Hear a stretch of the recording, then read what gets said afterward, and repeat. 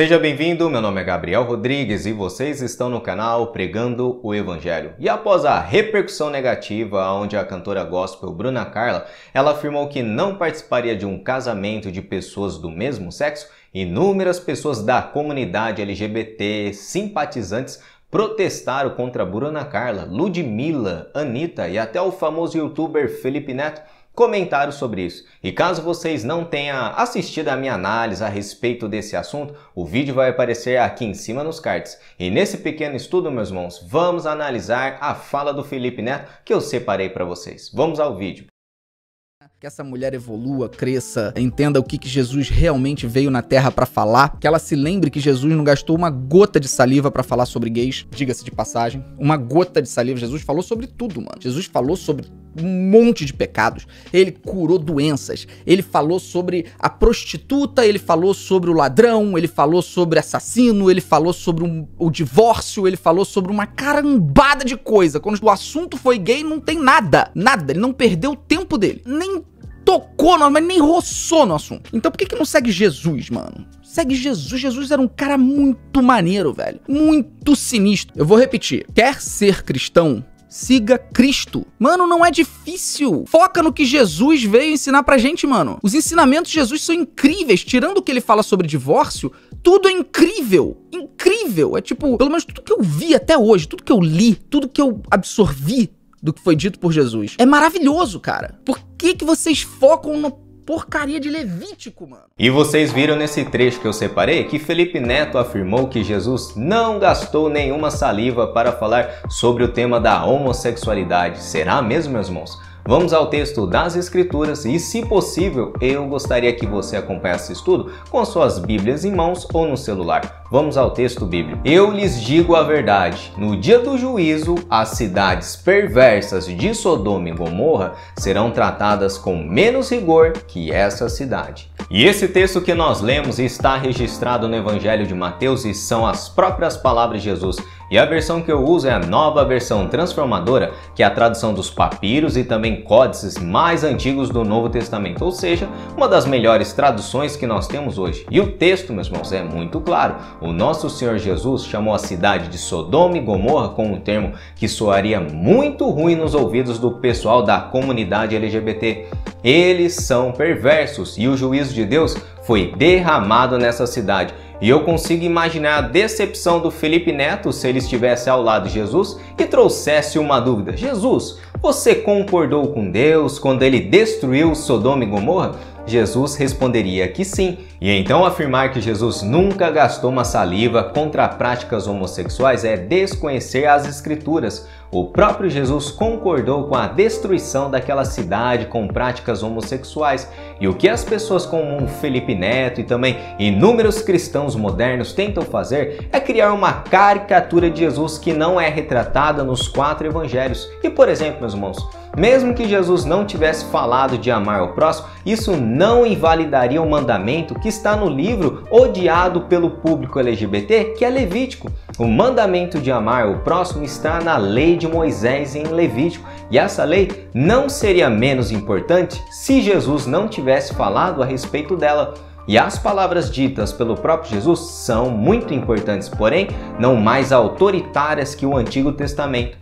E se nós lemos os 4 evangelhos atentamente, Jesus jamais falou contra a lei de Moisés. E também não encontramos nenhum registro de qualquer disputa entre Jesus e os líderes judeus daquela época sobre qual era a extensão das Escrituras. Jesus discordava dos fariseus a respeito do significado das Escrituras, mas não do seu escopo. Jesus admitiu que a Bíblia dos judeus era a sua Bíblia e fez afirmações admiráveis sobre a sua autoridade, como as Escrituras não podem falhar, nem mesmo as partes pequenas das Escrituras não podem falhar. Nem o i ou tio jamais passará da lei, até que tudo se cumpra. Essas são as palavras de Jesus. E o que seria essa menor letra que Jesus está fazendo referência? Refere-se à menor letra hebraica, que é o iod, que é um traço fino de caneta que soava como a letra I em português. E o traço é uma pequena extensão em uma letra hebraica, como uma sefira e alguns tipos de fontes modernas. E o significado claro dessa passagem é essa: Jesus está dizendo que nem um T, meus irmãos, ficará sem o traço e nem um I sem o seu pingo. Tudo se cumprirá.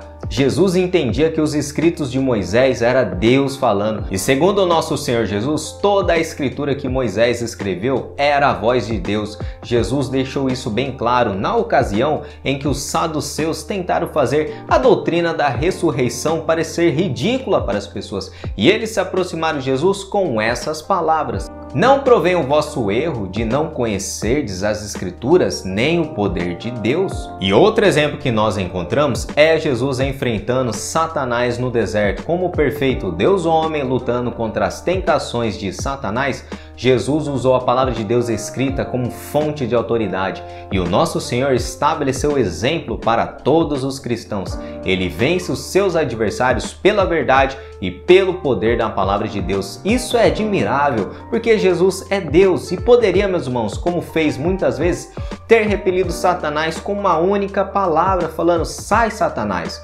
Porém, em todas as tentações, Jesus disse essas palavras: está escrito, está escrito, está escrito. E também quando o nosso Senhor Jesus abordou o assunto de divórcio, ele baseou a sua posição nas palavras de Moisés sobre a história da criação em Gênesis capítulo 2. E as palavras que Jesus usou são uma evidência incontestável de que o nosso Senhor via as palavras de Moisés como as próprias palavras de Deus. E ele não somente reafirmou, meus irmãos, explicitamente o relato da criação do casamento como uma união em uma só carne de um homem e também de uma mulher. Jesus condenou também o pecado de porneia, que está registrado no Evangelho de Marcos, no capítulo 7, que é o evangelho mais antigo que nós temos no cânon. E como muitos sabem, o Novo Testamento foi escrito em grego e a palavra porneia, utilizada pelos judeus, era muito ampla na sua semântica, que engloba todo tipo de pecado sexual. E um dos principais léxicos do Novo Testamento define porneia como intercurso sexual ilícito, prostituição, impureza, fornicação, homossexualidade e lesbianismo. E James Edwards, erudito do Novo Testamento, comentou a respeito dessa palavra e veja comigo a citação dele. Porneia pode ser achada na literatura grega como referência a uma diversidade de práticas sexuais ilícitas, incluindo adultério, fornicação, prostituição e homossexualidade. No Antigo Testamento, ela ocorre em referência a qualquer prática sexual entre um homem e uma mulher fora do casamento, que é proibido pela Torá. E o nosso Senhor Jesus não deu um sermão especial sobre homossexualidade porque os seus ouvintes, cuja grande maioria era de judeus, galileus, da Palestina e também Jerusalém, entendiam que o comportamento homossexual era proibido no Pentateuco e considerado como uma das expressões de pecado condenáveis no Antigo Testamento. E como vimos bem no início do estudo, Jesus concordou com a destruição de Sodoma e Gomorra. E como vocês viram no corte, meus irmãos, que eu separei do Felipe Neto, ele faz inúmeros elogios à pessoa de Jesus. E tudo que ele absorveu lendo sobre Jesus, ele chegou a uma conclusão muito clara: Jesus é somente uma pessoa incrível. E realmente, meus irmãos, Jesus tem respeito dos filósofos, dos muçulmanos, de muitos homossexuais como um grande sábio, um grande professor de moral. Porém, Jesus jamais quis dar essa impressão para as pessoas. Jesus não quer ser respeitado. Jesus veio para salvar os homens, ou seja, meus irmãos, Jesus não veio que os homens tenham respeito ou uma grande estima pela sua pessoa, mas que as pessoas se convertam através do seu sacrifício na cruz do Calvário, aonde ele levou a ira de Deus. E o nosso Senhor não exige nenhum respeito. Se você olhar nos 4 evangelhos, você nunca vai escutar Jesus falando ou pedindo um respeito. Ele exige tudo de nós. E é fácil louvar Jesus com os lábios quando o nosso coração está longe dele. Jesus, em todo o seu ministério, pregou uma mensagem de arrependimento. Jesus asseverou que aqueles que não deixam as coisas preciosas do mundo para elas, como dinheiro, pai, mães, amigos, não pode ser digno dele. E também Jesus exige a vida dos seus seguidores. Jesus exige que seus verdadeiros discípulos carreguem uma cruz. Jesus asseverou que muitos que falam em nome dele, dizendo constantemente Senhor, Senhor, Senhor, não entrarão no reino de Deus. Jesus asseverou que ele é o único caminho até o Pai, e esse discurso de Cristo é totalmente contrário à nossa sociedade pós-moderna, onde assevera que existem muitos caminhos para Deus. Todas as religiões levam até Deus, correto, Felipe Neto? E realmente as pessoas criam uma caricatura de Jesus que não é mencionada nas Escrituras, pois Jesus, meus irmãos, não quer ser respeitado.